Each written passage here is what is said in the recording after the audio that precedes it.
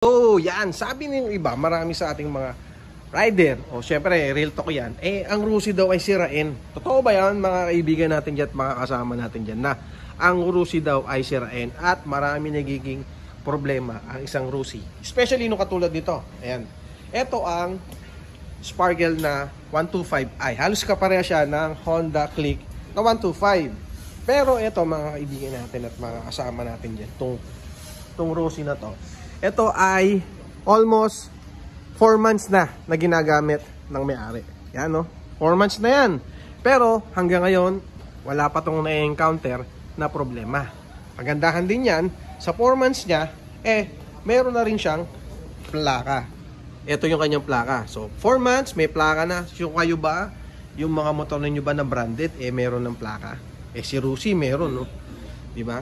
Yan. So, wag natin basta-basta uhusgahan. So, real talk lang yung mga ibang motor. Kasi, totoo naman, magdidepende pa rin yan kung gaano nyo ay naalagaan ang inyong motor para tumagal at gumanda or humaba yung kanyang buhay. Siyempre, sabihin natin yung buhay na niya. Kasi, kung hindi mo aalagaan niya sa change oil, hindi mo aalagaan sa maintenance yan, pwede naman talaga magkaroon ng problema. Hindi lang naman Rusi ang nagkakaroon ng problema at nagkakaroon ng trouble, di ba? Kahit mga branded, kahit yung Big 3 na motor, di ba?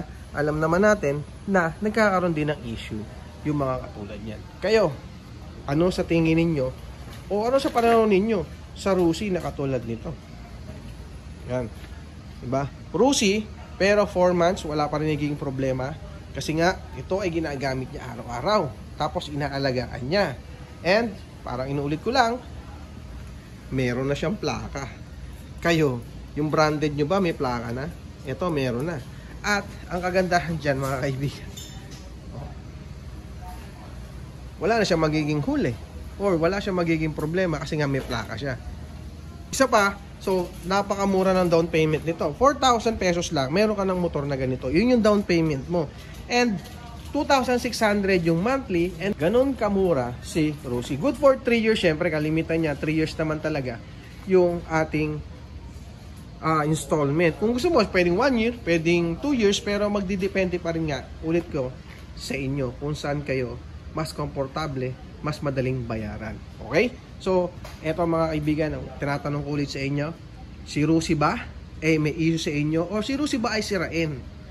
Base dito sa ating kasamahan o base dito sa ating kakilala, okay yung goods niya. Okay yung Rusi niya.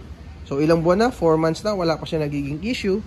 And, mini-maintain lang niya yung kanyang maintenance, yung kanyang oil change, hanggang ngayon wala pa siya nagiging problema. Kayo, sa mga naka-Rusi dyan, ilang buwan na ba yung Rusi ninyo? Ilang taon na ba? May na-encounter na ba kayong problema? Please share naman natin dito sa ating video para magkaroon ng idea yung iba na hindi naman kaya nila o hindi nila afford na kumuha ng motor na Big 3 kasi nga medyo mahal.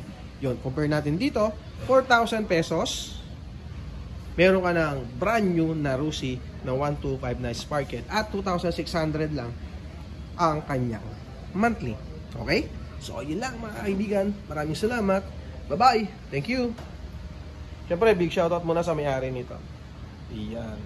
Thank you.